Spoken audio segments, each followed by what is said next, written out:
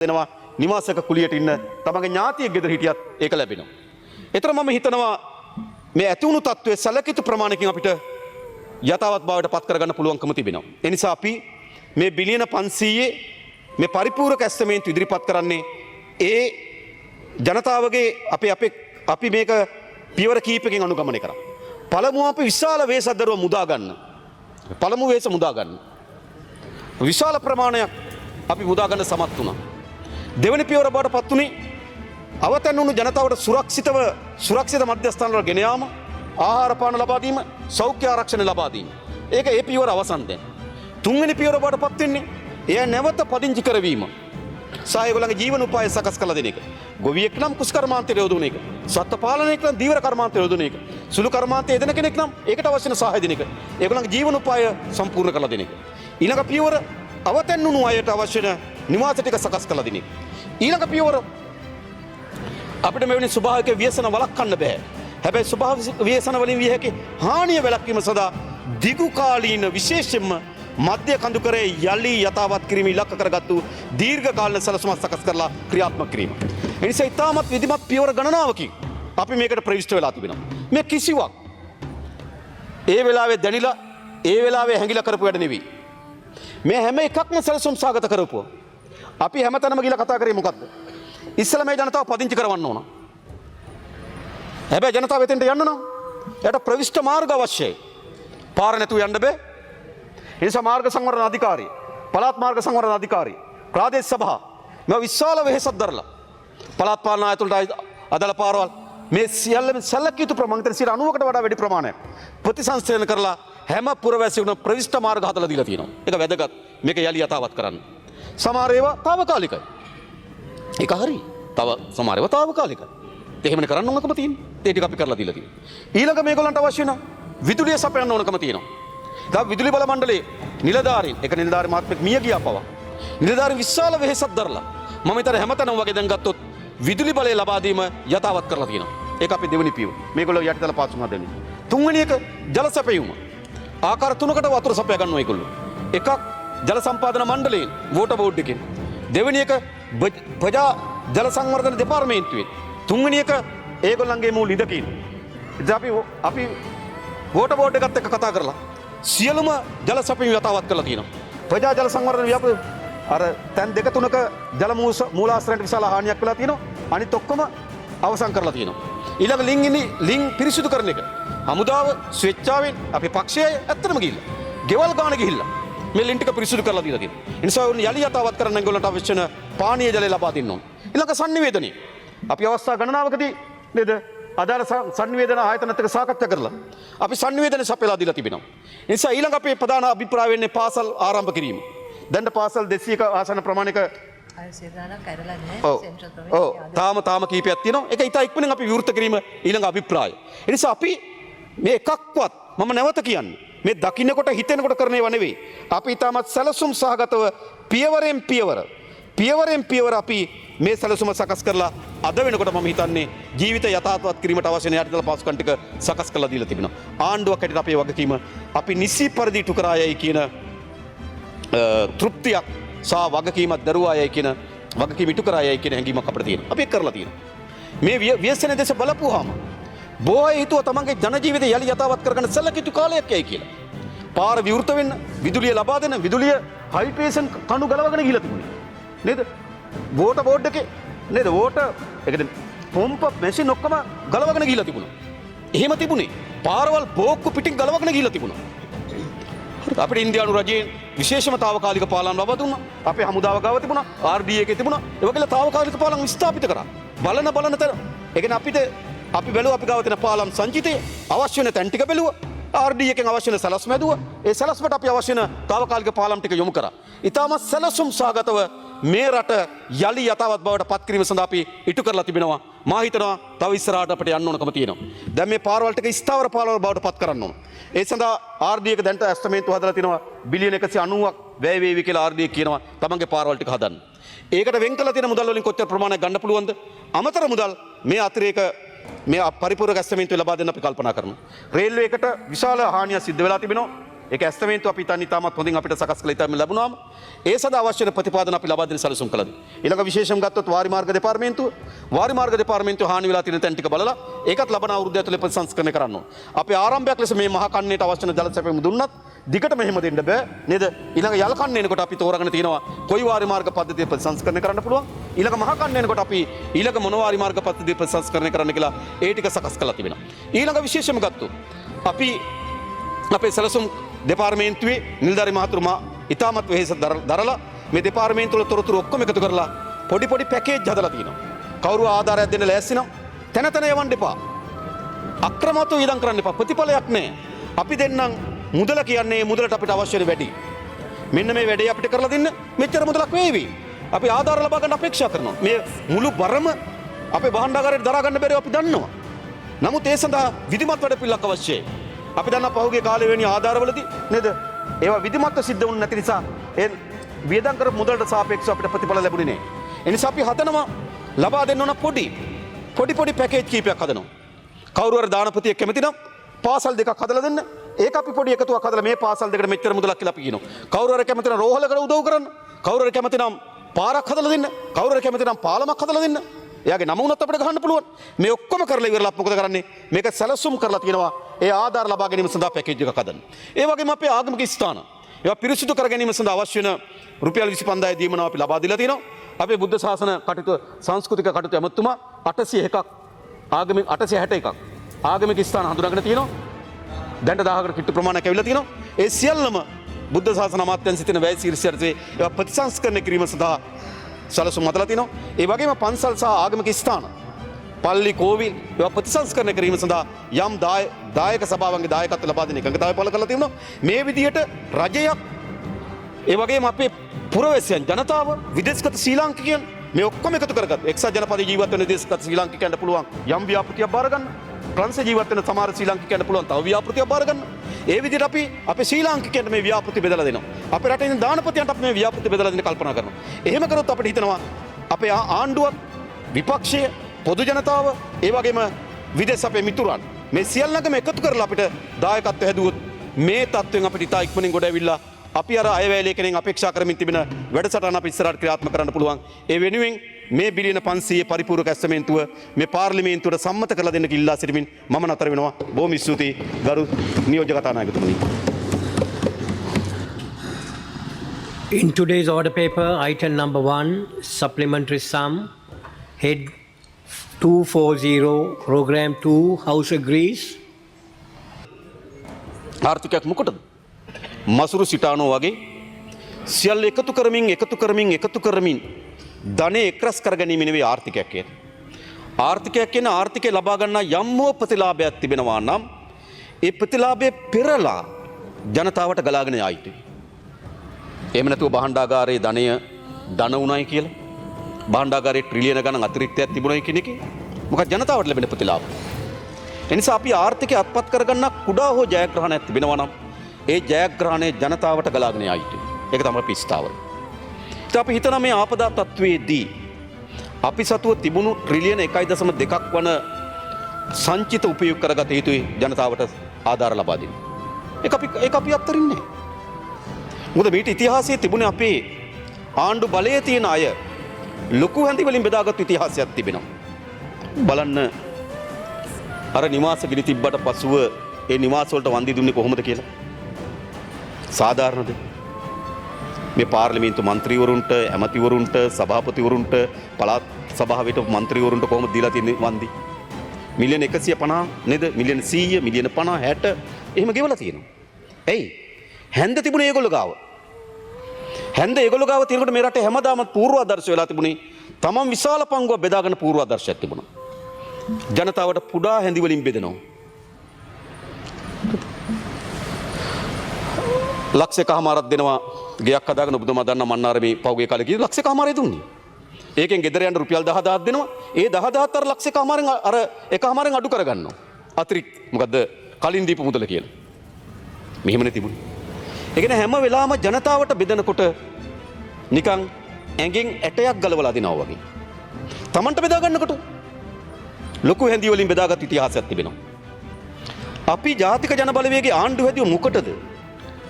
ලොකු ඇඳි වලින් ආණ්ඩුවට බෙදා ගන්න නෙවෙයි ආණ්ඩුවට බෙදෙන ඇඳිත් නැති කරගන්න. මම කරලා තියෙනවා. මම කියන්නේ නැහැ නැවත නැවත. හැබැයි අපේ අභිප්‍රාය තමයි ජනතාවට සාධාරණ මේ ප්‍රතිලාභ දෙන එක. ඒ නිසා තමයි අපි මේ පරිපූර්ණක ඇස්තමේන්තුවේ මේ පාර්ලිමේන්තු ඉදිරිපත් කළ ජනතාවට සාධාරණ ලෙස මෙම ප්‍රශ්නයේදී ගොඩේම සඳහා ආණ්ඩුවක් ඇටියට අපි මෙදිහත් වෙන්නේ. ලංකා ඉතිහාසයේ කවදාවත් මෙහෙම කරලා නැහැ. ගම් වතුරකට සත්තු වහුණා නම් ඒ ෆාම් අයිතිකාරය බලා ගන්න ඕන. කඩයක් ගියා නම් ඒ කඩේ අයිතිකාරය බලා ගන්න ඕන. ගෙයක් ගියා නම් පොඩි මුදලක් දෙනවා. එයි ඇඟෙන් ඇටයක් දෙනවා වගේ තමයි ජනතාවට සැලකුවේ. මේක තමයි ඉතිහාසය. කාටත් ඒක අභියෝග කරන්න පුළුවන්. මම මේ දත්තත් එක පැටලෙන්න යන්නේ නෑ. අපේ පුනරුත්ථාපන අධිකාරී අධ්‍යක්ෂවරයා හැටියට කටයුතු කරලා තියෙනවා දීර්ඝ කාලයක් අපේ ආනන්ද විජේපාල ඇමතුමා. ඉතින් එතුමා දන්නවා කොහොමද එතුමා පුනරුත්ථාපන අධිකාරී වැඩ කරන රිසාත් බදුදීන් මන්ත්‍රී ඇමතුමාගේ කාලෙත් එතුමා අමාත්‍යාංශ අධ්‍යක්ෂවරයා හැටියට කටයුතු කරා. ඔබතුමා දන්නවා කොහොමද ඔබතුමාගේ අමාත්‍යාංශයේ කාලේ කිව්වේ ඉතින් සොච්චම් මුදල්. හැබැයි අපිට අවශ්‍යකම තිබුණේ කුමක්ද? මේ ජනතාවට යලි තමන්ගේ ජීවිතේ ආරම්භ කරමින් වඩාත් ස්ථාවර ජීවිතයක් ගත කිරීම සඳහා අවශ්‍ය වෙන මැදිහත් වීම අපි කරන්නේ කොහොමද කියන එක තමයි අපේ ප්‍රතිපත්ති මේ ප්‍රවේශය. අන්න ඒ සඳහා තමයි අපි මේ බිලියන 500ක් අපේක්ෂා කරන්නේ. අපි අයවැය ලේඛනයේ 5 වෙනිදා අපි බිලියන 72.5ක පරිපූර්ණක ඇස්තමේන්තුවක් සම්මත කරගත්තා. දැන් අපි බිලියන 500ක තව පරිපූර්ණක ඇස්තමේන්තුවක් අපේක්ෂා කරනවා. අපි බිලියන 1400ක ප්‍රාග්ධන වියදම් වෙන් කරලා තිබෙනවා ලබන අවුරුද්දට. අපි ප්‍රාග්ධන වියදම් වලිනුත් මේ ශේෂ්ත්‍රයට යොමු කිරීම සඳහා බිලියන 130ක් විතර හඳුනාගෙන තිබෙනවා. ඒතර අපිට බිලියන 500 අර දැනට වෙන් කරලා තියෙන මුදල් වලින් බිලියන 130ක් විතර අපිට මෙතනට පරිවර්තන කරගන්න පුළුවන්. මේ අරමුණට යොදවා ගන්න පුළුවන්. ඒතර බිලියන 630යි. ඊට පස්සේ අපි අතන බිලියන 72ක් වෙනකන් බිලියන 700කට ආසන්න මුදලක් අපි මේ ගොඩේම සඳහා අවශ්‍ය වෙන මුළු ප්‍රතිපාදන වෙන් කරලා තිබෙනවා. අපි ලෝක බැංකුවට ඔවුන් අපිට දල ලෙස මේ පිළිබඳ සමීක්ෂණ කළ වාර්තාවක් අපිට සඳ ලබා දේවි. මේ වාර්තාවෙන් බලා ගන්න පුළුවන් සමස්ත හානිය ප්‍රමාණය. ඒ අපි හානිය ප්‍රමාණය නැවත මේක ප්‍රතිස්ථාපනය කිරීම සඳහා අවශ්‍ය වෙන මම හිතා රජයක් හැටියට වෙන් කරපු බිලියන 700කට ආසන්න මුදල් බිලියන 700කට ආසන්න ප්‍රමාණයක් අපි වෙන් කරලා තියෙනවා මේ ව්‍යාපෘතියෙන් ජනතාව සහ නේද මේ කාර්යෙන් ගොඩේම සඳහා. ඒක වැදගත් කියලා මම හිතනවා. හැබැයි මේදී අපි අවධානය යොමු කරන කරුණු කීපයක් තියෙනවා. බිලියන 500ක් අතිරේකව මාකට් එකට එනකොට උද්දමනයට ඇති විය හැකි බලපෑම් පිළිබඳව අපි සැලකිලිට භාජනය කරනවා. සැලකිලිට භාජනය කළ යුතුයි.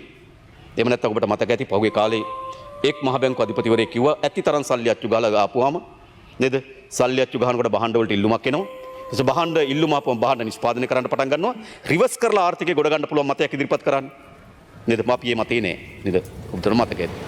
අපි දන්නා බිලියන 500ක අතිරේක මුදලක් මාකට් එකට එනකොට යම් ප්‍රමාණයකට උද්දමනයේ යම් බලපෑමක් ඇති වේවි කියලා. හැබැයි උද්දමනයේ අතිවේගයෙන් බලපෑම වළක්වන්න නම් අපි භාණ්ඩා සේවා නිෂ්පාදන කාර්යක්ෂමතාවයක් ගේන්න ඕන.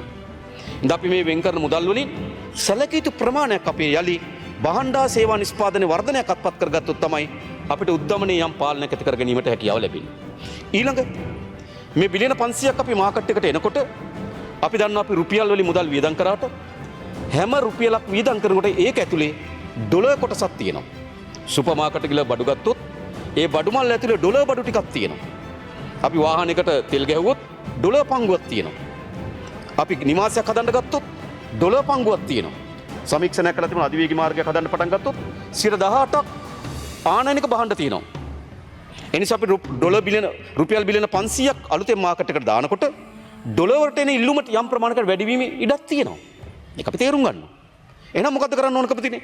ඒක මැනලා අපි අපේක්ෂා කරන ලද ඩොලර් ආදායමට වඩා අතිරේක ආදායමක් අපි ඩොලර් වලින් උපයා ගන්න ඕන. එහෙම නැත්නම් ඩොලරයට විනිමය අනුපාතයකට තියෙන බලපෑමක් ඇති වෙනවා. ඒ වැළැක්වීම සඳහා තමයි අපි ජාත්‍යන්තර මූල්‍ය අරමුදලේ ඩොලර් මිලියන 200ක ක්ෂණික ආධාරයක් අපි අපේක්ෂා කරනවා. මම හිතන්නේ අද ජාත්‍යන්තර මූල්‍ය අරමුදලෙන් ඔවුන්ගේ බෝඩ් එක රැස් වෙනවා. අපි හිතනවා අපිට ඒක සාධාරණීට කරලා දෙවි කියලා.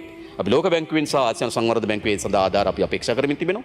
ඒතර අපි අපේක්ෂා කරනවා අපි 2026 සැලසුමේ තිබුණු ඩොලර් ප්‍රමාණයට වඩා ඩොලර් මිලියන 500ක්වත් අපි අලුතෙන් කැඳව ගන්න ඕන. ඒතර ඩොලරයට එන බලපෑම අපිට වළක්වා ගන්න පුළුවන්. ඒ නිසා මේ ඩොලර් බිලියන 500 මාකට් එකට දාන්න පැති දෙකකින් අපිට අනුතරක් තියෙනවා. උද්දමනයේ පාලනය කර ගැනීම හා විනිමය අනුපාතයකට වෙන බලපෑම පාලනය කර ගැනීම. ඉතින් ඒ පිළිබඳව අපි සැලකිල්ලක් කරමින් තමයි මේ කොතෙන්ද මේ ආයෝජනය යන්න ඕන මොන වගේ ආයෝජනය යන්න ඕන කියලා කල්පනා කරන්නේ. ඒ අනුව අපි මේ මුදල් වෙන් කිරීමේ ආකාරය පිළිබඳව ඉස්සලා මේ තියෙන පුනරාවර්තන වැඩ කොටස වෙන් කිරීමේ ආකාරය පිළිබඳව අපි සැලසුමක් හදලා තිනවා. මොකද මේක මම කියන්නේ විවිධ පැටලිලි සහගත එක අවස්ථාවල එක් එක් විදියට මේක සිද්ධ වෙලා තිබෙන නිසා පූර්ණ අදහස මම කියන්නම්. මොකක්ද අපි ලබා දෙන සහන පැකේජ් එක. පළවෙනි එක තමයි හදිසි ආපදා තත්ත්වයේ මේ පහව යාමත් සමග ආපදාවට ලක්වුණු පවුල් වලට නැවත තමන්ගේ නිවාසය පිරිසිදු කර ගැනීම සඳහා රුපියල් 25000 ලබා දීම. ඒතර මේක ඒ සියලු දෙනාට මේ 25000 හිමි. හැබැයි මම දන්නවා මේකේ දුෂ්කරතාවයක් තියෙනවා. දැන් මේක ග්‍රාමසේවක මහත්මයා ඇතුළු නිලධාරීන්ගෙන් මේක සමන්විත එකකින් මේක තීරණය කරනවා. මේක දේශපාලන අධිකාරියක් නේ. අපි ඉන්නේ මොකටද? කාට හරි එක සිද්ධ වෙන්නේ නැත්තම් මේගොල්ලෝ අපිට කිව්වම අපි නිලධාරී මහත්තුරුගෙන් අහනවා මේව සාධාරණ දුක් ගැනවිල්ලක් තියෙන මේකට ටිකක් හොයලා බලන්න. දේශපාලකයා මේක බෙදෙන කෙනා නෙවෙයි.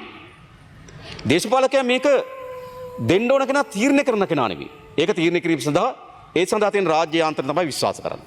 හැබැයි දේශපාලකයන් මොකටද? යම් කෙනෙකුට අසාධාරණයක් වෙලා තිබෙනවා නම් ලැබිය යුතු කෙනෙකුට ලැබෙන්නේ නැතුව තිබෙනවා නම් අන්න දේශපාලන අධිකාරිය කෙනා පොඩ්ඩක් මහත්මයා බලන්න මෙන්න මෙයාට ලැබිය යුතුයි කියලා එයාගෙන් ඉල්ලීමක් ඇවිල්ලා දැන් ලැබිලා නැහැ. ඒක නම් විමර්ශනය කරන්න. ඒක තමයි විධිමත් ක්‍රමය. ඊට වඩා මෙතන ඇවිල්ලා මම දැක්ක දේශපාලන කමිටු වලින් අත්සංගන මේ බොරු හොඳයි. අපි තා පැහැදිලි විධිමත් ක්‍රමයක් හදලා තියෙනවා රාජ්‍ය යාන්ත්‍රණ. හැබැයි මෙතන ප්‍රශ්නයක් තියෙනවා. මේකේ බවුන්ඩරි සීමාවන් හරියට නිශ්චිත වෙන්නේ නැහැ කොහොම වුණත්. මිදුලට වතුර ආවද? ඇතුළටම වතුර ආවද? නේද? පාරේ වතුර ගියාද? මේ වගේ තියෙන පොඩි දුෂ්කරතාවයන් තියෙනවා. ඒ නිසා මම දන්නා මේදි විශාල වැඩ කොටසක් කරන ග්‍රාම නිලධාරි මහතුරු. ග්‍රාම නිලධාරි මහතුරු සමහර ඒවා තියෙන හරි ක්ලියර් නේ කඩ. ගේ මුළුමනින්ම විනාශයි. ඒකට මේ අතරමැදි තැන් නෑනේ. ඒතර ගේ මුළුමනින්ම විනාශ තමයි. හැබැයි සමහර ඒවා තියෙන අතරමැදි තැන් තියෙන හිමි විය යුතුද නොවිය යුතුද? ඉතින් ග්‍රාම නිලධාරි මහත්මයා කල්පනා කරනවා හිමි විය යුතු කෙනා තෝරගන්න. එතකොට යම් ප්‍රමාදයක් සිද්ධ වීමේ ඉඩක් තියෙන මේක ස්වභාවිකයි. දැන් රජයේ රස්සාවක් තිබිලා නැති වුණා නම් දන්නවා රජයේ රස්සාවක් තිබුණා පැමිණීමේ ලේඛනෙම නැති වුණා ගානක් දුන්නා ඉවරයි. හැබැයි මේක හිම නෙවෙයි. මේක විවිධත්වයන් ගොඩක් තියෙනවා. විවිධත්වයන් ගොඩක් තියෙනකොට හැම විටම මොකද වෙන්නේ? කෙනෙක් කියන මටත් හිමි විය යුතුයි. නිලධාරි මහත්මයා කියන ඔයාට හිමි නෑ කියලා. මෙයා හිතන මට හිමි විය යුතුයි කියලා. එහෙම පොඩි පරස්පරතාවයන් තියෙනවා. ඔබ දේශපාලන අධිකාරියට දේශපාලන නායකින්ට ගම්වල වැඩ කරනකොට දන්නවා මේක. ඉතින් මේක අපි කවුරුත් මුහුණ දෙන යථාර්ථයක් මෙවැනි ව්‍යසනයකදී. මොකද මේක සීමාකම් හරියටම කොටු ගහලා නැහැනේ. කොටු ගහන්නත් බෑනේ. මේ ස්තෝප් යට උනොත් දෙනවද කාමරේ යට උනොත් දෙනවද එහෙම කරන්න බෑ. ඒතර මොකද කරන්නේ මේ අපි කියන මේ හැම දෙනාටම මේ 25000 හිමිකම තියෙනවා. ඒතර ගාම නිලධාරි මහත්මයා ඇතුළු මේ නිලධාරි මණ්ඩලය තීරණය කරන හිමිකම තියෙන කාටද දෙනවා. කිසිදු ඒ නිසා දීවර අමාත්‍යාංශයට අපි මුදල් වෙන් කරනවා. මේ ජලාශ වලට හානියටපත් වුණු ජලාශ වලට දෙපාරක් දීවර අමාත්‍යාංශෙන් සල්ලි යොදවලා පැටවු ලබා දෙනවා. මොකද අපිට ඕන කර්මාන්තය දිනු කරන්න. දැන් පැටවු වලට සල්ලි දීලා වැඩක් නැහැ. අපි තීරණය කරා වැව් වලට පැටවු ලබා දෙනවා. ඒතර පුළුවන්කම තියෙනවා අර මාස කීපයක් යනකොට අර අස්වැන්න මේගොල්ලන්ට ලබා ගන්න පුළුවන්කම තිබෙනවා. ඉතින් මේ පැත්තෙන් අපි කරදී දීවර කර්මාන්ත ගැන අපි කල්පනා මිරිදී දීවර කර්මාන්ත ගැන අපි කල්පනා කරලා තියෙනවා. ඊළඟ විශේෂම ගත්තොත් ආපදාවට ලක්වුණු පාසල් සිසුන්ට අපි කලින්ම කිව්වා රුපියල් 25000ක දීමනාවක් දෙනවා කිව්වා. ඒ කියන්නේ අපි දෙනවා කිව්වා රුපියල් 25000ක දීමනාවක් දෙනවා කිව්වා. මේ රුපියල් 25000ක දීමනාව ලබා දෙනකොට එකක් රුපියල් 10000ක් අපි ජනාධිපති අරමුදලෙන් ලබා දෙනවා. රුපියල් 15000ක් අපි භාණ්ඩාගාරය සල්ලි වලින් ලබා දෙනවා. ඒක තමයි අපේ තීරණය තියෙන්නේ. තිබුණු ප්‍රශ්නේ තමයි දැන් මේ පාසල් ඒ දරුවා ආපදාවට ලක් වුණා කියලා කවුද හඳුනාගන්නේ? එතන අපිට හරි පැහැදිලි මේක විදුහල්පතිට හඳුනා ගන්න බෑ. අපි ගියාට පස්සේ අපිට සාකච්ඡාවලදී තේරුණා මොකද විදුහල්පති සීමාවෙ නෙවෙයි තියෙන්නේ ඉස්කෝලේ යට වෙලා නැහැ ගෙදර යට වෙලා තියෙනවා. එහෙම නැත්නම් ගෙදර යට වෙලා නැහැ නේද ඉස්කෝලේ යට වෙලා තියෙනවා. ඒ නිසා විදුහල්පතිට හොයාගන්න බෑ. ඒ නිසා අපි මේ කිව්වා ග්‍රාම නිලධාරි මහතුරුවරා මේ සංඛ්‍යා දත්ත ටික ගන්න කියලා. මොකද ඒගොල්ලෝ දන්නවා දැන් 25000 දීමනාව දෙනකොට ඒගොල්ලෝ දන්නවා කවුද මේ කියලා. මොකද දැන්ට වාර්තා වෙලා තියෙන ප්‍රමාණය අනුව පවුල් 6,20,000යි. පවුල් 6,20,000 තමයි දැන්ට ආපදාවට ලක් වෙලා තියෙනවා කියලා වාර්තා වෙලා තියෙන්නේ. ඒතර මේ පවුල් 6,20,000ම ඉන්න දරුවෝ ඉන්නවනම් අන්නේ දරුවන්ට ආපදාවට ලක් වුණු දරුවන්ට අපි රජයෙන් 15,000ක දීමනාවක් ලබා දෙනවා. ඒතර ඒ තොරතුරු එකතු කරගන්න පුළුවන් ග්‍රාම නිලධාරි මහතුරුන්ට අන්නේ ග්‍රාම නිලධාරි මහතුරුගේ තොරතුරු එකතු කරගත්තට පස්සේ ජනාධිපති අරමුදලට ලේසි. මොකද ජනාධිපති අරමුදලට පහළ යාන්ත්‍රණයක් නැහැ. ඒතර පහළ යාන්ත්‍රණයේ තියෙන රාජ්‍ය යාන්ත්‍රණයට ග්‍රාම නිලධාරි මහතුරු එකතු කරලා ඒක ප්‍රාදේශීය ලේකම්තුමාලා හරහා ලබා දුන්නට පසුව ඒ නාම ලේඛනයට නැවත රුපියල් 10000ක් ජනාධිපති අරමුදලෙන් ලබා දෙන්න පුළුවන්. එහෙම වුණාම මම හිතන්නේ අපිට රුපියල් 25000 පාසල් දරුවෙකුට ලබා දෙන්න පුළුවන්. අපි උපරිම උත්සාහ කරන අලුත් පාසල් වාරය ආරම්භ කරන්න කලින් මේ මුදල් ලබා දෙන්න ඕන කියන ස්ථාවරයක අපි ඉන්නවා.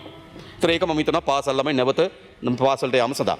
අපි දැන්ටමත් වෙන් කළා තියෙනවා සමෘද්ධිසා ළමයි 200ට අඩු පාසල් වලට රුපියල් 6000ක දීමනාවක් ලබා දෙන්න. ඒවා කිසි දෙයක් අප්පාදු කරන්නේ. ඒ දීමනාව එසේම ලබා දෙන ගමන් මේ විශේෂ ආපදාව හේතු කොටගෙන අපි ඒ ළමුන්ට ඒ රුපියල් 25000 දීමනාව ලබා දෙනවා. ඒකට අවශ්‍ය මුදල් ප්‍රතිපාදන මේ පරිපූර්ණ කැස්සමීන්තුව තුළ තිබෙනවා. ඊළඟ විශේෂම ගත්තොත්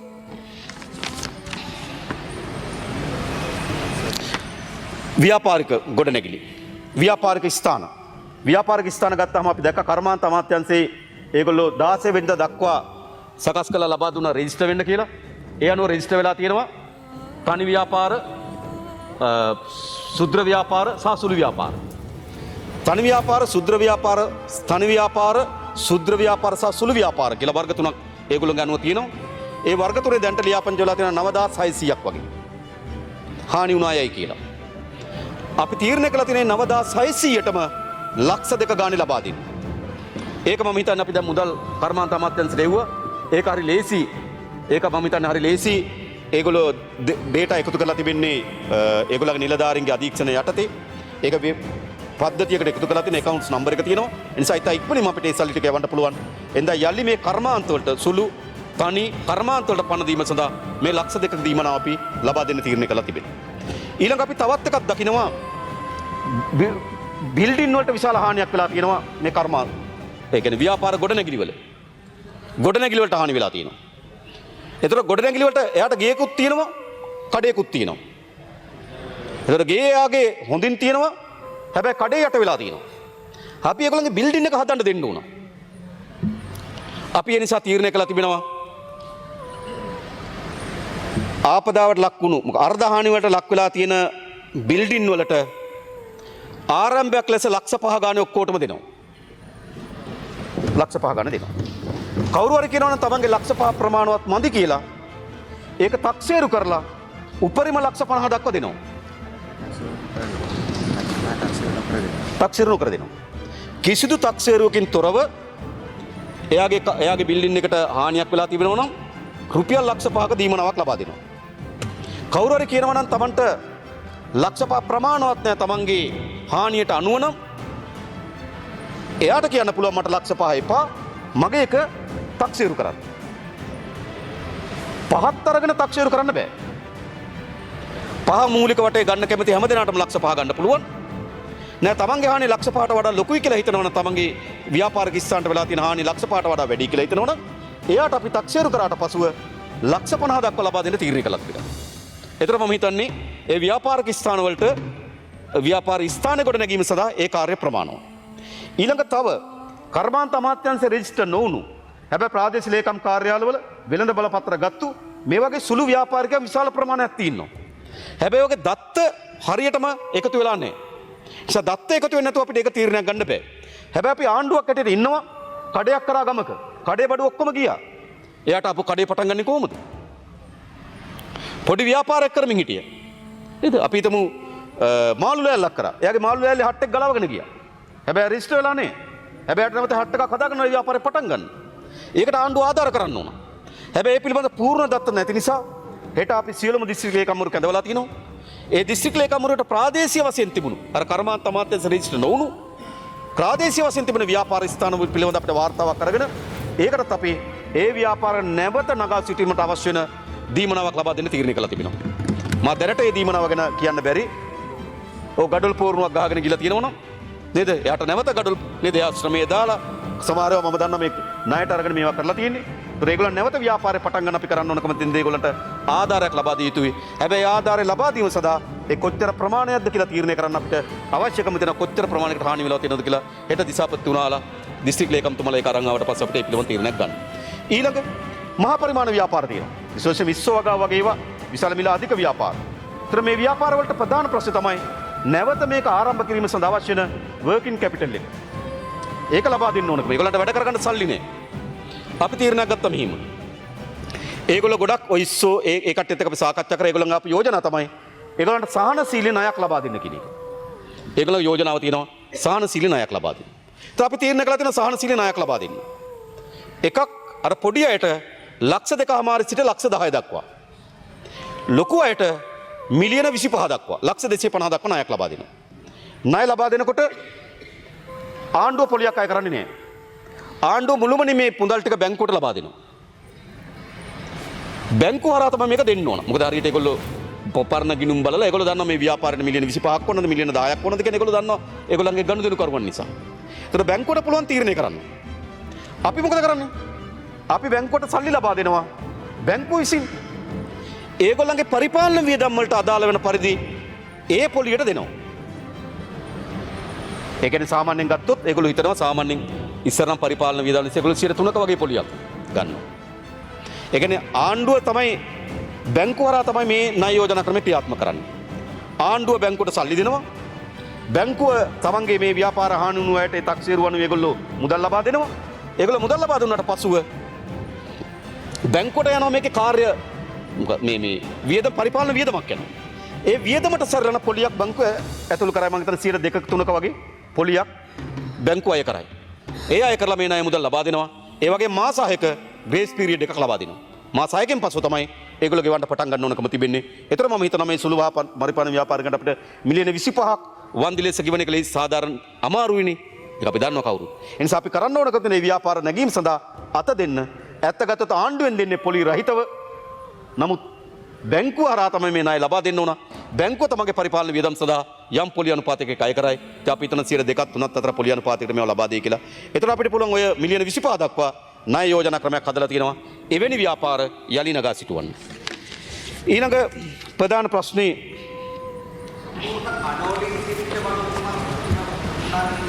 මම දන් මේකෙත් අපි ප්‍රවේශම් වෙනවා මෙහෙම. මේක අපි ප්‍රවේශම් වෙනවා අපි ඉන්ෂුරන්ස් අපේ රක්ෂණ පොලිසියකේ ප්‍රශ්නයක් තියෙනවනේ. ඒ කියන්නේ අපි දෙනවා බිල්ඩින් එකට. ඒක අඩු කරලා තමයි රක්ෂණය දෙන්නේ. ඒ එහෙම පොලිසිය එකක් අපි නෑ. අපි එක වෙන විදියකට ඒක කළමනාකරණය කරන්න. ඒතර අන්න එයාට පුළුවන් බහන්න ගිහිලා තියෙනවා නම් මම අර කලින් කිව්වේ පැකේජ් එකක් දැන් ලක්ෂ 2ක් දෙනවනේ අර තනි සුද්‍ර සුළු කියන එක ලක්ෂ 2ක දීමනාවක් දෙනවනේ. අන්න ඒ දත්ත ටික අපිට එකතු වුණාම ඒ හානියට යම් දීමනාවක් අපි ලබා දෙන්න පුළුවන්. හැබැයි මම කියන්නේ ඒක මුළුමනින්ම තක්සේරු සහිත දීමනාවක් නෙවෙයි. ඒකින්තර මේ හැම දෙනාටම දෙනවා. දැනට වාර්තා වෙලා තියෙන 65%කට ආසන්න ප්‍රමාණයක් ලබා දීලා තියෙනවා. සමහර දිස්ත්‍රික්වල 90%, සමහර දිස්ත්‍රික්වල 100% ලබා දීලා තියෙනවා. සමහර තැන්වල තාම ලැබිලා නැත්නම් 25000 දෙනවා. ඊළඟ අපි තව 50000ක දීමනාවක් දෙනවා. ඒ 50000 දීමනාව සීමා තියෙනවා. මොකද්ද? ගේ කැඩිලා නම් ගේ ඇතුලේ ගෘහ භාණ්ඩ වලට හානියක් වෙලා තියෙනවා නම් සමහර ඒවා තියෙන ගෘහ භාණ්ඩ වලට හානියක් වෙලා නැහැ. ගෘහ භාණ්ඩ වලට හානියක් වෙලා තිබෙනවා නම් එයාට මූලික උපකරණ ටික අඩුම තරමේ ඉවුම් පිහුම් කර ගැනීම සඳහා අවශ්‍ය උපකරණ ටික කවදාවත් රට ආණ්ඩුවක් මෙහෙම කල්පනා කරලා නැහැ. අපි බලනට ගෑස් සිලින්ඩර් ගිහිල්ලා නම් ලිප ගිහිල්ලා නම් නේද? එයාට මූලික දේවල් ටික කරගන්න බැරි නම් අපි ගෙදර යන්න කිව්වට වැඩක් නැහැ. අපි මේ හැම පවුලකටම රුපියල් 50000 ලබා දෙනවා. ඒක තමයි ප්‍රතිපත්ති මිතිර. මේවට තියෙන මේකට මම නිකන් 50000 අර ප්‍රතිපත්තිමේ මූල ධර්මයක් මත තමයි අපි මේක ලබා දෙන්නේ. මොකද එයා ගෙදර යනවා, ගෙදර බහණ්ඩ යට වෙලා තියෙනවා. ඒ ග්‍රාම නිලධාරි මහත්මයා වාර්තා කරනවා නම් එයාට මේ 50000 හිමියි. ඊළඟ තව කණ්ඩායමක් ඉන්නවා. ඒගොල්ලෝ ආදායම් මාර්ග නැති වෙලා තියෙනවා. ජීවත් වෙන්න විදිහක් නැහැ. ඒතර ඒක ගොඩාක් පැතිරෙන්න ඉඩ තියෙනවා. ඒ නිසා අපි කල්පනා කරලා තියෙනවා පළමු වටේ මුළුමනින්ම නිවාසය අහිමි වුණා. පූර්ණ වශයෙන් නිවාසය හානි වෙලා තියෙනවා. අර්ධ වශයෙන් නිවාස හානි වෙලා තියෙනවා. නමුත් NBRO කියන යන්න එපා කියලා දෙන්න. ඒ නිවාසය. තව එකක් තියෙනවා. නිවාස හානි වෙලා නැහැ. නමුත් ඒ තත්ත්වයේ අවදානම් කියලා යන්න එපා කියනවා. මෙහෙම කාණ්ඩ තුනක් තියෙනවා. ඒ කාණ්ඩ තුන සාමාන්‍ය පිළිවෙලින් කිව්වොත් දැනට වාර්තා වෙලා තියෙන ප්‍රමාණය අනුව පූර්ණ වශයෙන් හානි වුණු අය ඉන්නවා. නිවාස තියෙනවා 6228ක්.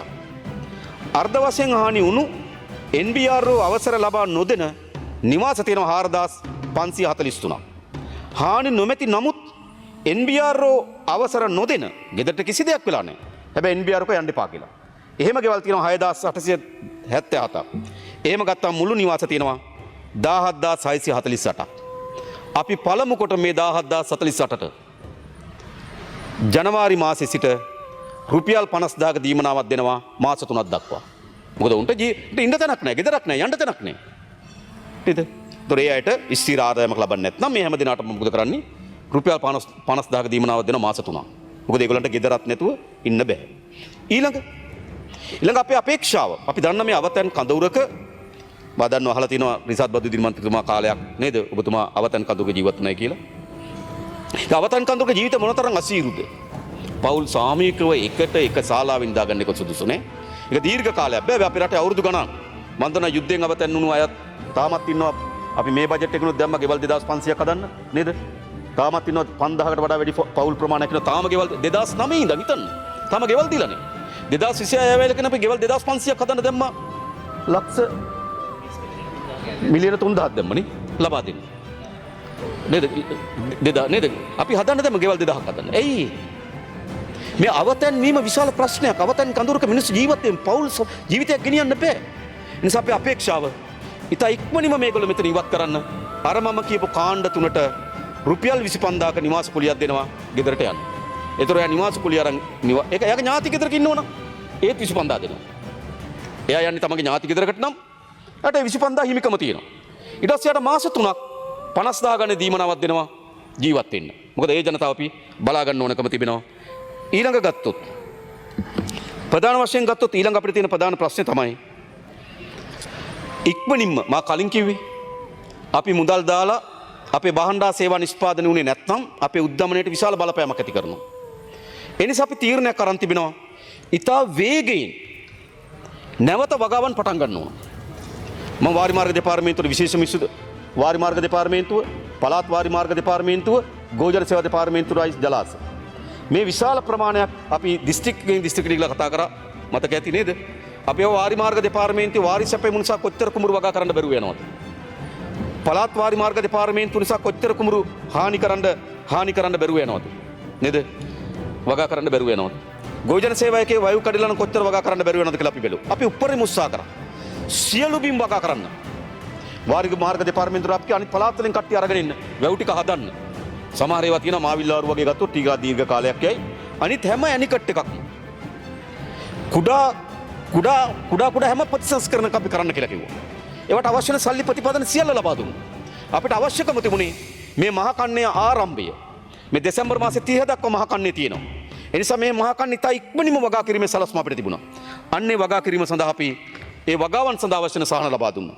ඒ අනුව තමයි වී, බඩිරිඟු, රටකජු සහ ධාන්‍ය වර්ග වගා කරලා තියෙනවා නම් හෙක්ටයාරයකට 1,50,000ක දීමනාවක් දෙන්න අපි තීරණය කරා. මේක ඉස්සර තිබුණේ අක්කරයකට 16,000යි හෙක්ටයාරයකට 40,000යි තිබුණේ. හැබැයි අපි 1,50,000ක් දෙන්න තීරණය කරා. මම කියන්නේ නෑ හෙක්ටයාරයක් වගා කරලා තිබුණු හෙක්ටයාරයේ පැලගොයම විනාශ වුණාම 1,50,000ක් යන්නේ නෑ නැවත වගා කරන්න. හැබැයි එයාට අපි නැවත නැගිටින්න ධෛර්යයක් දෙන්න ඕන. එයාගේ කුඹුරේ ගාන බලලා පෝරසානාදාරේ ගෙවුණු ගාන බලලා ශ්‍රම කුලිය බලලා විතරක් ගණන් හැදුවනම් රුපියල් 80000 ලක් විතරයි. අපිට අවශ්‍යකම තිබුණේ ඒ ජනතාවට යලි පණක් දෙන්න ඕන. ඔවුන්ගේ වගා කරපු භූමිය හාමි වුණා මිනිහෙක්ගේ තියෙන වේදනාව අපි දන්නවා. සාමාන්‍යයෙන් ගොවියෙක් වගාවක් කරාට පස්සේ හැමදාම පුරුද්දට උදේ කුඹරට ගිහලා නිල්ල ගොයම දිහා බලනවා. සතුටු වෙනවා. එහෙම නැගීගෙන එන ගොයමක් විනාශ වුණාම යාට මානසික බිඳවැටෙන ස්වභාව අපි දන්නවා. ඒ නිසා අපි හෙක්ටයාර 1,50,000ක් දෙන්න තීරණය කරා. දැනටමත් කුෂිකර්ම දෙපාර්තමේන්තුව අපි ගෝචර සේවා දෙපාර්තමේන්තුව ඔවුන්ට පහසුවක් තියෙන බැංකු ගිණුම් අර පෝරසානාදර සඳහා බැංකු ගිණුම් තියෙනවා.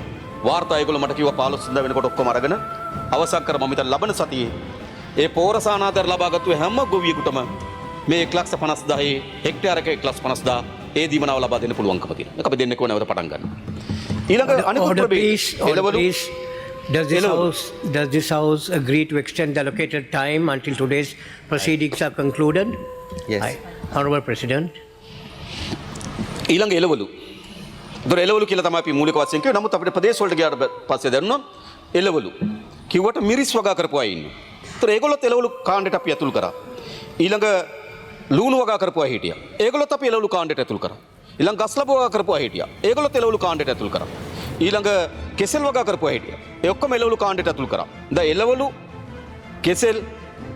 කෙසෙල් මිරිස් ලොකු ලූණු සහ ගස්ලබු ඇතුල් කරලා හෙක්ටයාරයකට ලක්ෂ 2ක් දෙන්න තීරණය කරලා තිබෙනවා. ඔක්කොම දෙන්න පුළුවන්. නැවත මේ වගාව පටන් ගන්න ඕනකම තිබෙනවා. ඊළඟ මීට අතිරේක වශයෙන් අපිට විශේෂයෙන්ම අපනයන කුෂිකර්මාන්ත පැත්තේ යෝජනා ගණනාවක් ආවා. ඒ වගේ අපි තීරණය කරලා තිබෙනවා ඝනත්වය අනුව ගම්මිරිස් වගාවට අවශ්‍ය වන වන්දි මුදල් ලබා දෙන්න අපි තීරණය කරලා තිබෙනවා. ඒ වගේම එනසාල් වලට වගාවට අපි වන්දි දෙන්න තීරණය කළා තිබෙනවා. තව කෝපි වගාවට වන්දි දෙන්න තීරණය කළා තිබෙනවා. ඊට අවශ්‍ය වෙන අපි දත් ඔක්කොම ලබා දීලා තියෙනවා. ඒ දත් අනුව මම හිතන්නේ ගම්මිරිස් පැලයකට රුපියල් 250 ගාණක් ගෙවන්න තීරණය කළා තියෙනවා. ගම්මිරිස් වැලකට රුපියල් 250 ගාණක් ගෙවන්න සාමාන්‍ය හෙක්ටයාරයක ගම්මිරිස් පැල 1700ක් වගේ වගා කරනවා. 250 ගාණක් ලබා දෙනවා අපි. ඒතර නැවත ඒ වගාවට ගේන්න ඕන. ඒ විතරක් නෙවෙයි අපනයන කුස්කර්ම දෙපාර්තමේන්තුවේ එකඟතාවය පළ කරලා තියෙනවා. ඔවුන්ට අවශ්‍ය නව වගාවට අවශ්‍ය වෙන පැල ලබා දෙන්න අපනයන කුස්කර්ම දෙපාර්තමේන්තුව. ඒතර අපිට පුළුවන් ඒ වගාවත් යලි නේද මෙතෙන්ට ගේන්න. ඊළඟ ප්‍රධාන වශයෙන් මුහුණ දුන්න ප්‍රශ්නේ තමයි සත්ත්ව පාලනය පිළිබඳ ප්‍රශ්නේ. මොකද සත්ත්ව පාලනයේදී වෙන ප්‍රශ්නේ තමයි කුඹරකට නම් හෙක්ටයාර කියලා මිම්මක් තියෙනවා. එළවලට නම් අක්කරේ කියලා මිම්මක් තියෙනවා. හැබැයි සත්ත්ව පාලනයට එහෙම මිම්මක් නැහැ. සත්තු කොච්චර ඉන්නවද? එතකොට සත්තුන්ගේ සත්තු වර්ග ගොඩක් ඉන්නවා. එකම සතාගේ වුණත් ලොකු සත්තු ඉන්නවා, පොඩි සත්තු ඉන්නවා, පැටව සත්තු ඉන්නවා. ඒ නිසා විවිධත්වයෙන් ගොඩයි. ඒත් අපි මේ විවිධත්වය කොහොමද සාධාරණ ඉටු කරන්නේ?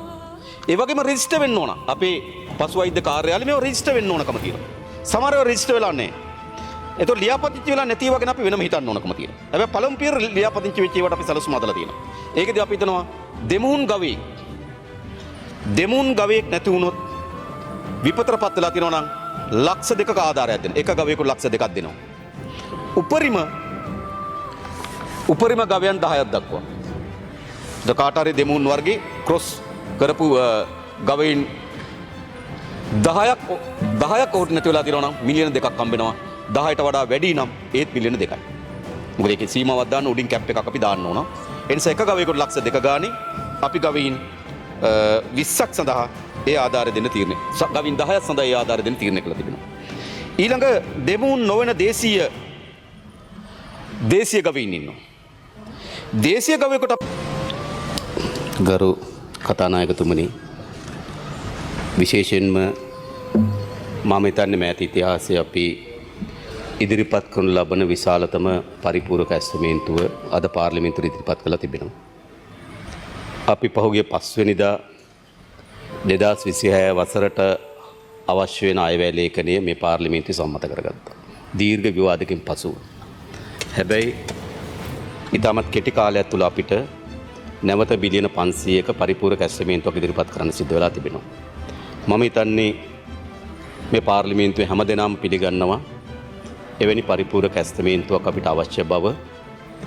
මේ ඇති වී තිබෙන ආපදා තත්ත්වයෙන් අපේ සාමාන්‍ය ජනතාවගේ ජීවිතය යලි සක්‍රිය කරන්නත්, ඒ වගේම අපේ ආර්ථිකයට යලි පණ ලබා දීම සඳහාත් මා හිතනවා මෙවැනි පරිපූර්ණක ඇස්තමේන්තුවක් අවශ්‍ය බව මේ පාර්ලිමේන්තුවේ හැමදෙනාම පිළිගන්නවා.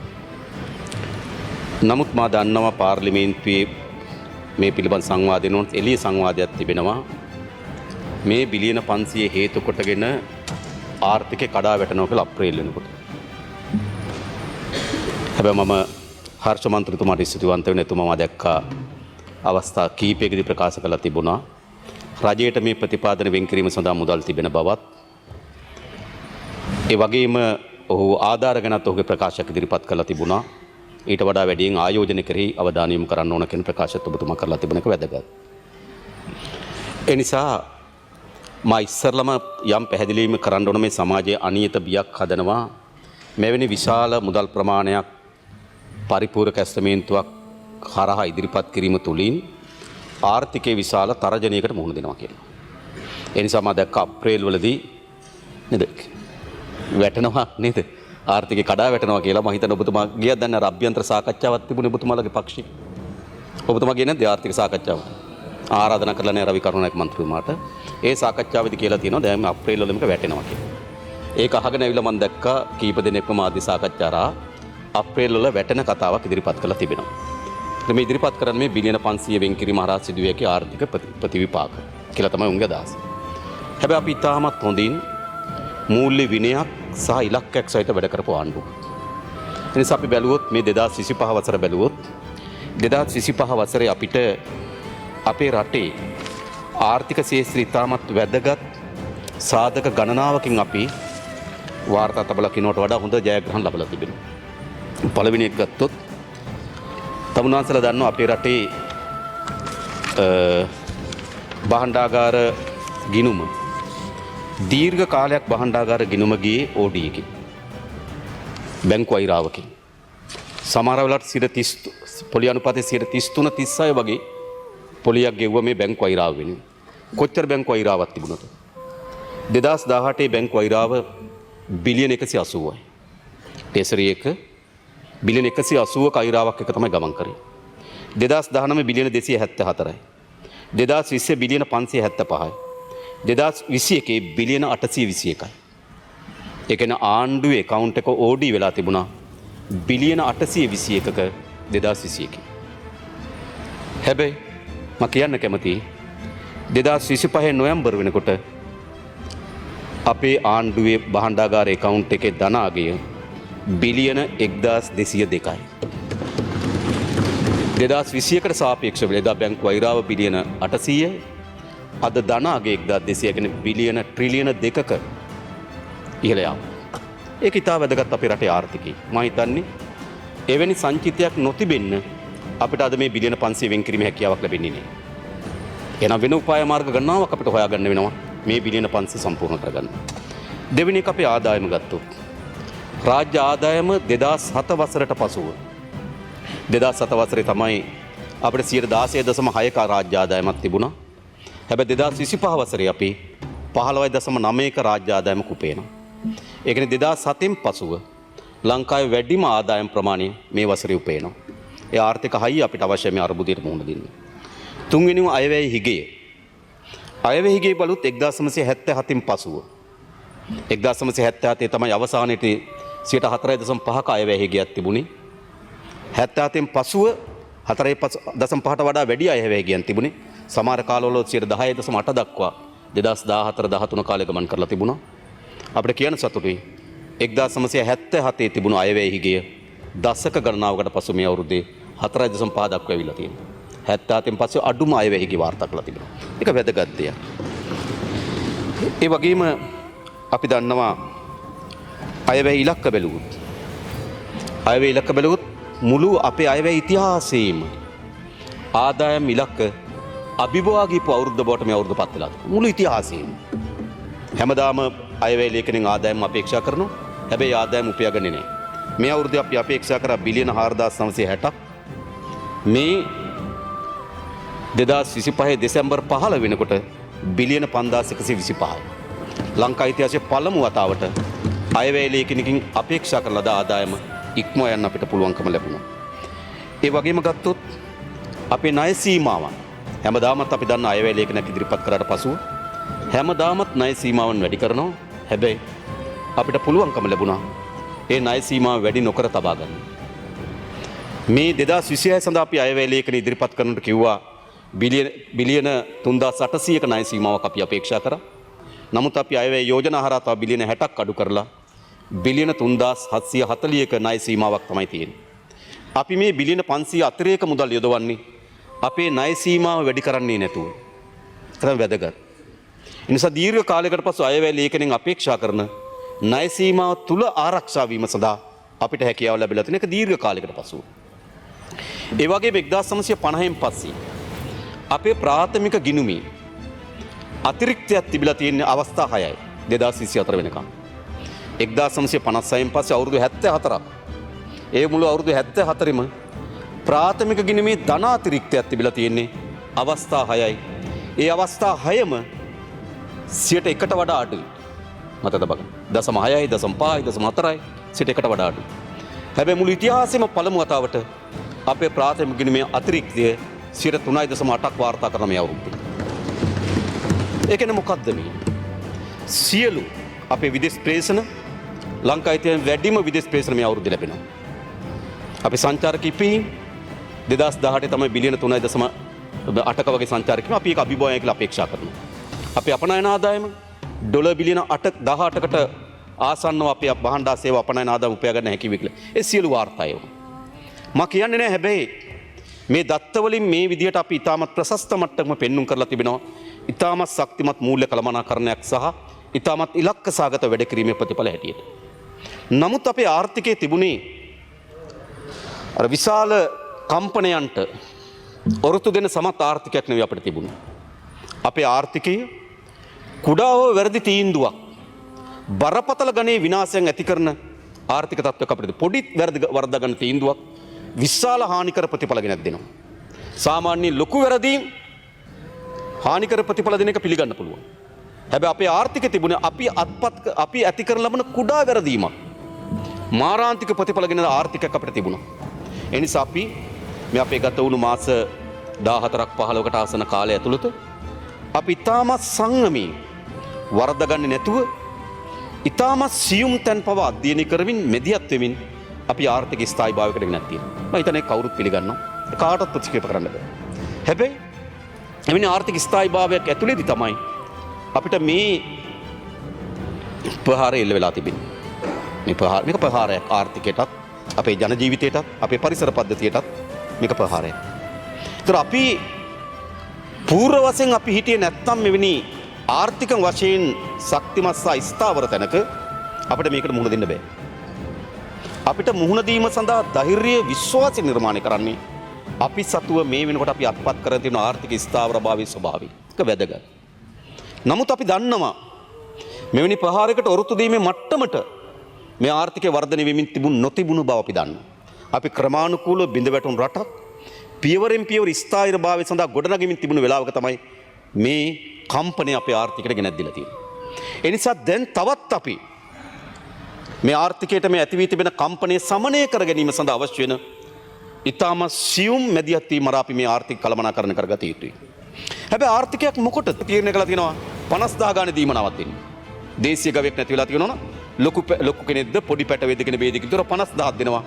උපරිම සත්තු 20 දක්වා. ඒ කියන්නේ රුපියල් මිලියනයක දීමනාවක් යාට ලබා ගන්න පුළුවන්කම තිබෙනවා. දේශීය හරකෙක් නැති වෙලා නේද හරක් 20ක් දක්වා දීමනාව දෙනවා. ඊළඟ ගත්තොත් අපි සැලසුම් හදලා තියෙනවා සූකර පාලනය. එළු සහ බැටළු. ඒතර මේ වගේ ප්‍රශ්නයක් තිබුණ හැම වෙලාවම දැන් මතක ඇති අර සූකර වුණා ආපු වෙලාවේදීත් අපි ඇත්තට මේ කර්මාන්තේ නැවත ගොඩනගන්න ආධාරයක් දෙන්න කල්පනා කරා. නමුත් ඒ වෙලාව තිබුණ දේ තමයි මේවා ලියාපදිංචි වෙලා නැහැ. මෙයා ගාව කොච්චර සත්තු ඉන්නවද? කොච්චර සත්තු මිය ගියාද කියලා ලියාපදිංචි භාවයට පත් වෙලා නැහැ. ඒ නිසා අපේ සත්ත්ව පාලනයේ යෙදෙන හැම ගොවියෙක්ගේම ප්‍රධාන අභිප්‍රාය බවට පත් වෙන්න ඕන.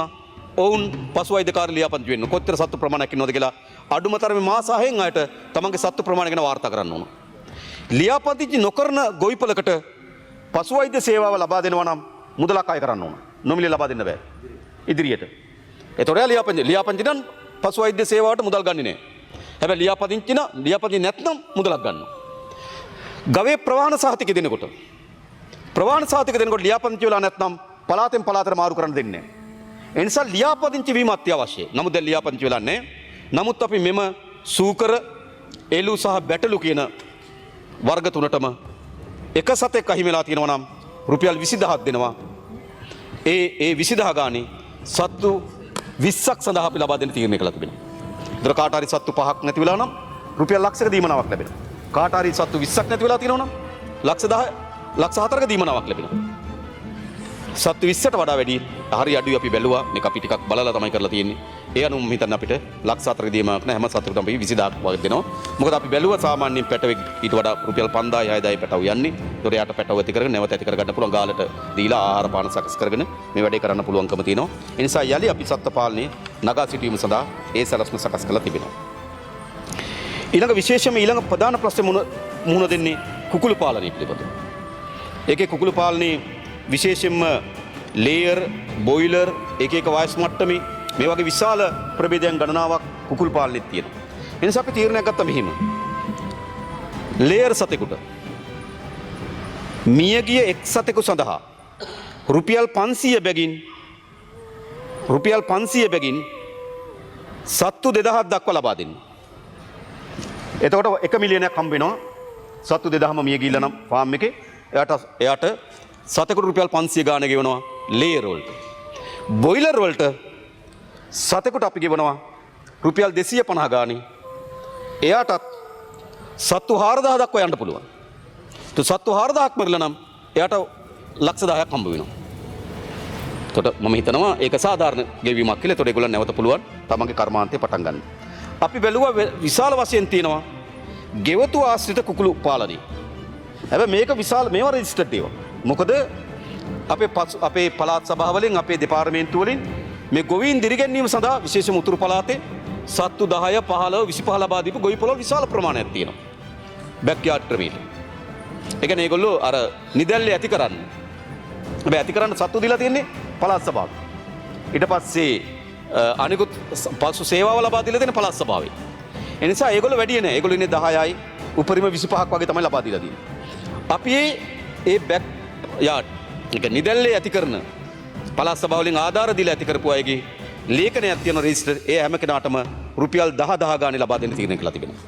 ඊළඟ නැවත ඒගොල්ලන්ට පළාත් සභාවෙන් අර අවශ්‍ය පැටවු නොමිලේ ලබා දෙන්න තීරණය කළා තිබෙනවා.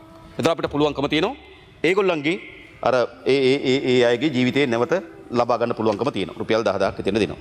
එතකොට ඊළඟ ගත්තොත් දීවර කර්මාන්තය.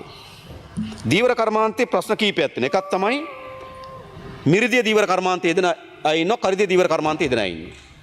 අපි කරිදිය දීවර කර්මාන්තයේ දෙන අයට අපි හොයලා බැලුවා කරිදිය දීවර කර්මාන්තයේ දෙන්න බෑ බෝට්ටු ඉන්ෂුරන්ස් කරන්න නැතුව.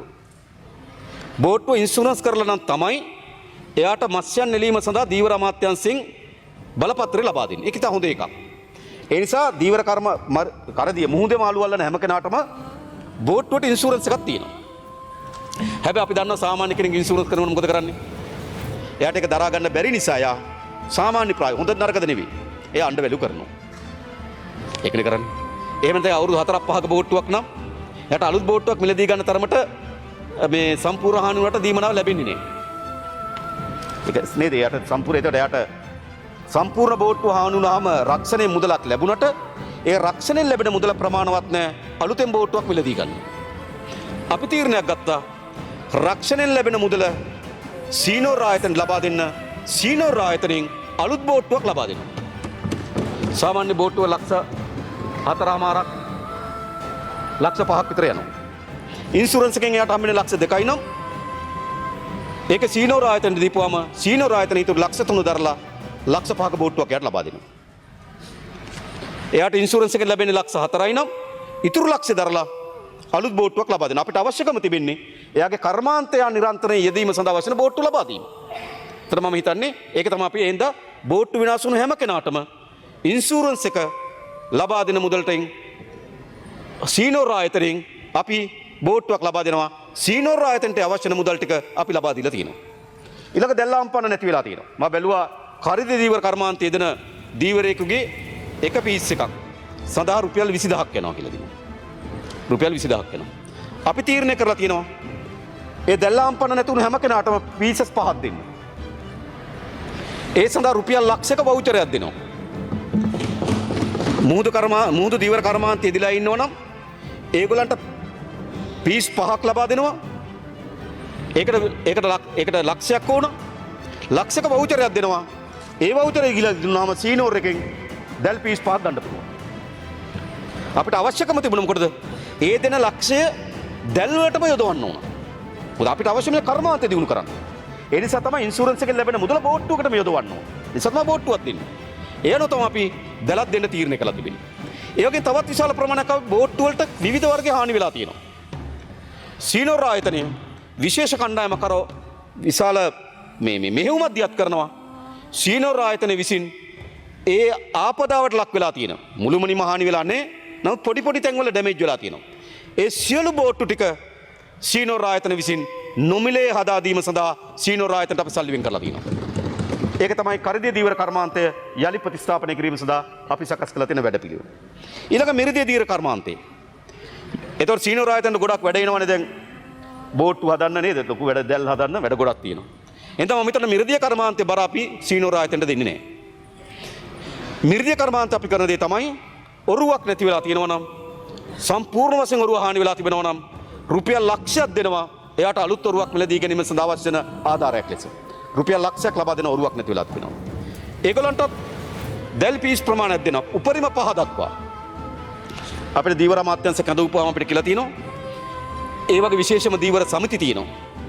මේ දීවර සමිතිවල එක දීවරයට හිමි අහිමි වුණු දීවර දැල් පිළිබඳ අදහසක් තියෙනවා කිව්වා. එතකොට අපි අදාළ දීවර දැලටම දෙන්න පුළුවන්. එයාගේ දැල් 2යි නම් එයාගේ දැල් 5යි නම් අපිට හරියටම ගණන් කරලා දෙන්න පුළුවන්. මොකද ඒකේ දත්ත තියෙනවා කියලා දීවර කටයුතු අමාත්‍යාංශ අපිට කිව්වා. මොකද හැම වැවක් යටතේම දීවර සමිතියක් තියෙනවා. ඒ සමිතිය යට තියෙනවා දීවරයට හිමි දැල් ප්‍රමාණය. අන්න ඒ අනුව කවර හෝ දීවරකට දැන් අහිමි වෙලා තිබෙනවා නම් රුපියල් 75 එක දැලකට රුපියල් 15000 ගානේ දැල් 5ක් දක්වා උපරිමයකට ලබා දෙන්න අපි තීරණය කළා තිබෙනවා. මිරිදිය කර්මාන්ත උඩට ගන්න. ඊළඟ ප්‍රධාන ප්‍රශ්නයක් වෙලා තිබෙනවා මිරිදිය කර්මාන්තයේ සාමාන්‍ය මේ දීවර සමිති යම් මුදල් එකතු කරලා තමයි ඒ වැවට මාළු පැටව දාලා තියෙන්නේ. මොකද ඒවා දැන් අර ඉස්සර වගේ වැවක ගිහිලා ඕන කෙනෙකුට මාළු අල්ලන්න බෑ. දැන් තියෙන දේ තමයි දීවර සමිතියක් තියෙනවා. ඒ දීවර සමිතිය ලියප් අපි තමයි ලාලේ කාලේ නේද ඕන තරම් ගිහිලා මාළු වල දැන් අල්ලන්න බෑ එහෙම. ඔව් අල්ලන්න බෑ. දැන් තියෙන දීවර සමිතියක් තියෙන සමිතියේ සමාජිකයන් විතර මාළු අල්ලන්න පුළුවන්. ඒ නිසා ඒ සමිතියම තමයි ඒ සමාජිකයන් මුදල් එක්රැස් කරලා පැටව දාන්න. වැවට. එතකොට ඒකට ඒ අයට මුදලක් එනවා. නමුත් දැන් ගොඩක් තැන් වලින් ඒ දීවර අමාත්‍යාංශයේ සාකච්ඡා කරන අපිට තේරුණා විශාල ප්‍රමාණයක් මේ වැව් ගලාගෙන ගියපු නිසා දාපු පැටව වලින් 30ක් 35කට ආසන්න ප්‍රමාණයක් දැන් මේ සමහර ඔයගොල්ලෝ ඔක්කොම ගිහිලා තියෙනවා. ඔක්කොම ගිහිලා තියෙනවා. ඒ නිසා දැන් අරගොල්ලෝ මුදල් දාලා තිනවා. හැබැයි පැටව ලොකු වෙන්න පැටව නෑ දැන්. ඉන්න පුළුවන්. හැබැයි දීමනාවක් අපි ලබා දෙනවා. ඒ ලබා දෙන්න නම් අපිට මේ දත්ත ටික ඔක්කොම එකතු වෙන්න ඕනකම තිබෙනවා. ඉතින් අපි හිතනවා හෙට අපිට ඒ ගැන තීරණයක් ගන්න පුළුවන් වෙයි කියලා. ඒතර ඒගොල්ලන්ට අපි ලබා දෙනවා. ඒගොල්ලන්ගේ හැබැයි ඉදිකිරීම සඳහා මම කලින් කිව්වේ. ඒගොල්ලන්ගේ බිල්ඩින් එකට හානි වෙලා තියෙනවා නම් ආරම්භයක් ලෙස ලක්ෂ 5ක් දෙනවා. ලක්ෂ 5 ඒගොල්ලන් ප්‍රමාණවත් නැහැ කියලා හිතනවා නම් නේද ඒගොල්ලන්ට තක්සේරු කරලා ලක්ෂ 50 දක්වා නැවත බිල්ඩින් එක හදා ගැනීම සඳහා දීමනාවක් ලබා දෙනවා. ඒතර මම හිතන්නේ මේ ව්‍යාපාර ටික නැවත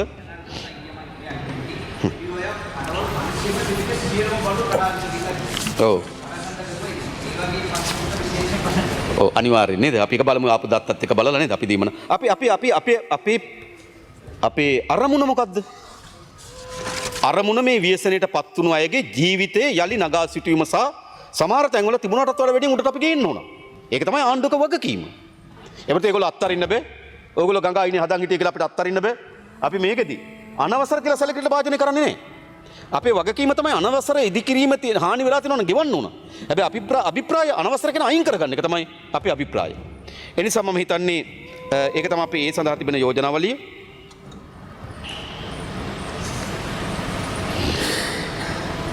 ඊළඟ ප්‍රධානම එක තමයි නිවාස ප්‍රශ්නය. නෑ ඇත්තටම ඔබතුමා ඔව් ඇත්තටම රවි කරුණානායක මන්ත්‍රීතුමා මතු කරන එක ඇත්ත මේකට යම් කාලරාමුවක් අවශ්‍යයි නැත්නම් මේක ඇදගෙන යන්න ඉඩ තියෙනවා ඒක මම කිව්වා ලක්ෂ 5 දාපුවාම මම හිතනවා 80ක් විතර මෙතන යයි කියලා. ඒතර අපිට නැත්නම් මේ හැම කෙනාම තක්සේරු කර දෙන්න ගියොත් ගෙවල් විතරක් වාර්තා වෙලා තියෙන 1,20,000ක් විතර. මේ හැම ගේම තක්සේරු කරන්න ගියොත් මේක කරන්න හම්බ වෙන්නේ නැහැ. ඒතර අපි ඉස්සලා යම් සාධාරණ සමහර අයට වැඩි වෙන්න පුළුවන් සමහරට අඩු වෙන්න පුළුවන්. නමුත් අපි ලක්ෂ 5ක දීමනාවක් දෙනවා කිව්වහම මම හිතනවා 80ක් විතර මෙතනින් එළියට වැටෙයි කියලා. ඒ ලක්ෂ 5 අරගෙන ඒගොල්ලෝ ප්‍රමාණවත් කියලා හිතනවා. ඊටු ටික අපිට තක්සේරු කරලා දෙන්න පුළුවන්. ඒතකොට මම හිතන්නේ අපේ කාර්යක්ෂම කරගන්න පුළුවන්. ඒක ඔබතුමා මතක් කරන එක ඇත්ත. හැබැයි කාලරාමුවක් අවශ්‍යයි. හැබැයි අද සිකුරාදා අද අපි කිව්වට පස්සේ සඳුදා ගිහිල්ලා ලැබුණාද කියලා අහන්න නම් එපා. නෑ ඒක සාධාරණ නැහැනේ. නේද? එහෙම වහනකොට තමයි ප්‍රශ්නේ. අද සිකුරාදා මේක සම්මත කරනවා. හරිද? සඳුදා ගිහිල්ලා අහනවා ලැබුණාද පොතේත් ලියා ගන්නවා. ඇත්තටම අපි මේකට ඕරිසියල් මහතුරු ටික පත් කරන්න ඉතින් ඉන්නවා. මේක විමර්ශනය කරන්න ඕනේ මේක යනවාද කියලා. ඉතින් මම කියන්නේ මෙහෙම කරන්න එපා. මේ ඔක්කොම රැස් වෙන මොකද්ද? හැම දිස්ත්‍රික්කෙම දිස්ත්‍රික් ආපදා කළමනාකරණ කමිටුව තියෙනවා. ප්‍රාදේශීය කළමනාකරණ කමිටුව තියෙනවා. ඔබතුමාලා ඒකට සහභාගී වෙන්න. ඒකට මේ අදාළ නිලධාරීන් ඔක්කොම එනවා. මේ පිටින් යන්න ඕනේ මේ කොළඹින් යන්න ඕනේ මාතලේ මොකද උනේ කියලා බලන්න. ප්‍රාදේශීය ලේකම් කාර්යාලයට මේ නිලධාරීන් ඔක්කොම එනවා. තමුන්නාන්සලගේ മന്ത്രിවරුත් එනවා. එතන මේ ප්‍රශ්නේ ගන්න. 25 මේ ග්‍රාම සේවාසය මෙන්න මේ ආයත ලැබිලා නැහැ මොකද? ඒ වගකීම් නිලධාරිය එතන ඉන්නවා. ඒකට ඇත්ත ප්‍රශ්නේ විසඳන්න නම් තියෙන ක්‍රමයක් තියෙනවා. මම හිතන්නේ මේ ආපදා කළමනාකරණ කමිටුව මම දන්නා බදුල්ලේ එහෙම කාලයක් හැමදාම රැය 7ට රැස් වුණා. උදේ 7යි රැය 7යි දෙකටම රැස් වුණා. ඉතින් දිනපතා රැස් වෙනවා මේවා. දැන් නම් දිනපතා රැස් වෙන්න අවශ්‍ය නැහැ නේද? දැන් දවසක් කර දවසක් බදුල්ලේ ආපදා කළමනාකරණ කමිටුව රැස් වෙනවා. එතෙන්ට තමුන්නාන්සලා යන්න විපක්ෂය හැටියට අපි හැමදෙනාම අභිප්‍රාය වෙන්න ඕන මොකද? කොතනකරි මේ දීමනාව ලැබෙන්නේ නැත්නම් ලැබෙන තැන් ටික බලලා එතන කියලා නිලධාරි මහතුරු ගන්න ඇයි මේ ලැබෙන්නේ නැත්තේ? ඔව් ඒකනේ එන්නේ නැත්තම් මේ බදුල්ලේ අපේ සමන්ත එමතුමා කියන කවුරුත් එන්නේ නැහැ කියලා. ඉතින් ඇවිල්ලා බලන්න මේක ඇත්තටම පුරවැසියන්ට ලබා දෙන්න නම් කල යුත්තේ කුමක්ද? ඊට වගකීතු නිලධාරි. ඒ නිලධාරීන් එක හමුවක් තියෙන ආපදා කළමනාකරණ කමිටුව. ඒ කළමනාකරණ කමිටුවට ඔක්කොම එනවා. ඉතින් අපි මෙතන පාර්ලිමේන්තුවේ අපි තමුන්නාන්සලා ඔක්කොම එකතුලා මේක අනුමත කරලා දීලා තියෙන පාර්ලිමේන්තුවේ. එතන එතෙන්ට ගිහිල්ලා අහන්න ඕනේ මේක ලැබුණාද නැද්ද? ලැබිලා නැත්නම් මොකද්ද? කීයකට ලැබුණාද? කොහෙද නැත්තේ? එහෙමනේ ප්‍රශ්නේ. ඇත්තට කෙරෙන්න ඕන නම් කරන්න ඕනකම තියෙන එකනේ. ඇත්තට මේ පුරවැසියන්ට මේ දීමනාව ලබා දීමේ අවංක සද්දුවමනාවක් නම් තියෙන්නේ ආපදා කළමනාකරණ කමිටුව වලට ඇවිල්ලා ප්‍රශ්න අහන්න. වෙන ව්‍යාජයක් නම් තියෙන්නේ පාරෙන් පාරට ගිහිල්ලා කොලේ ලියාගෙන ඉන්න ලැබුණා නැද්ද කියලා. ඒවා බොරු. හොඳ ඒවා ඇත්ත වමනාව නෙවෙයි ඒකේ තියෙන්නේ. ඇත්ත වමනාව නේද? මනෝ මන්ත්‍රී සහභාගී වෙනවා. ඔබතුමාට පුළුවන් ඔබතුමාගේ ප්‍රාදේශීය ලේකම් කාර්යාලයට අදාළ ආපදා කළමනාකරණ කමිටුව රැස් වෙන ප්‍රශ්න අහන්න පුළුවන්. නිලධාරීන්ගෙන අපි ඔක්කොම එකට එක අහමු. මොකද අපි පාස් කළා දීලා තියෙන මුදල් අදාළ විදිහට ගියාද නැද්ද කියලා සොයා බලන එක අපි හැමදෙනාගේ වගකීම. ඉතින් ගෙන්ගෙට ගිහිල්ලා කරමු මාස 2ක් විතර ගිහිල්ලා ගෙන්ගෙට යමු. දැන් කමිටුවට යන්න. හරි මං අවංකව ඉල්ලා හිටියේ. ඒතර මේ ප්‍රශ්න නිරාකරණය කරගන්න පුළුවන්. මොකද අපි හැමදෙනාටම ඕනකම තියෙන මේ කාර්යක්ෂම ලබා දෙන්න නම් ඒ ලබා දීම සඳහා කාර්යක්ෂම කරන ස්ථානය තමයි මේ ආපදා කළමනාකරණ කමිටුව. ඒක වැදගත් කියලා මම හිතනවා. ඊළඟ විශේෂයෙන්ම මා අවධානය යොමු කරන්න කැමති මේ නිවාස ප්‍රශ්නය. මම මේ පාර්ලිමේන්තුවේදී කිව්වා මේ පූර්ණ වශයෙන් නිවාස අහිමි හැම කෙනෙකුටම ලක්ෂ 50ක් ලබා දෙනවා කියලා. ඊට අමතරව කිව්වා රජෙන් නිවසක් ලබා දෙන්න උත්සාහ කරනවා. රජෙන් නිවසක් ලබා දෙන්න රජෙන් ඉඩමක් ලබා දෙන්න උත්සාහ කරනවා. ඉඩමක් ලබා දෙන්න බැරි නම් ලක්ෂ 50 දක්වා සීමාවකට ඉඩමක් මිලදී ගන්න අවස්ථාව දෙනවා. ඔක තමයි අපේ යෝජනාව. මේ යෝජනාව ඒතර පූර්ණ වශයෙන් හානි වුණු අය. ඒතර පූර්ණ වශයෙන් හානි වුණු නිවාස තියෙනවා මම කලින් කිව්වා. පූර්ණ වශයෙන් හානි වුණු නිවාස තියෙනවා 6228ක්. නමුත් අපි මේක අධ්‍යයනය කරනකොට පූර්ණ වශයෙන් හානි වුණු නිවාස වලට පමණක් මේක යෝජනා කළා හරියන්නේ නැහැ. පූර්ණ වශයෙන් හානි වෙලා තියෙනවා. හැබැයි හානි වුණු ගෙදරට එහා පැත්තේ නිවසට අර්ධ හානි වෙලා තියෙනවා. හැබැයි NBR එකෙන් කියනවා එයාට එතෙන්ට යන්න සුදුසු නැහැ කියලා. තවම මේ හානි වුණු කලාපේ තව නිවසක් තියෙන නිවසට හානි වෙලා නැහැ. හැබැයි අවදානම් කියලා කියනවා. එහෙම ගත්තම මම කලින් කිව්වා පූර්ණ වශයෙන් හානි වුණු නිවාස තියෙන 6228ක් අර්ධ හානි වූ NBR අවසර ලබා නොදෙන නිවාස තියෙනවා 4543ක්. හානි නොමැති නමුත් NBR අවසර නොදෙන නිවාස තියෙනවා 6877ක්. මුළු ප්‍රමාණය තියෙනවා 17648ක්. දැන් අපේ ප්‍රතිපත්තිය මොකක්ද? අපේ ප්‍රතිපත්තිය තමයි මේ ඊට අමතරව තව මීට පෙර අවදානම් කලාප කියලා කියපු තැන් වල තව ගෙවල් තියෙනවා. ඒවා මේ සැරේ නාය ගිහිල්ලා නැහැ. හැබැයි කලින් කියලා තියෙන මේක අධි අවදානම් කියලා. නේද? අපේ සමන්ත ඇමතුමා දන්නවා ඇති නේද? අධි අවදානම් කියලා කලාප තියෙනවා. නමුත් නාය ගිහිල්ලා නැහැ මේ සැරේ. ඒතකොට මේ අවදානම් කලාපවල ඛණ්ඩ 4ක් ඉන්නවා.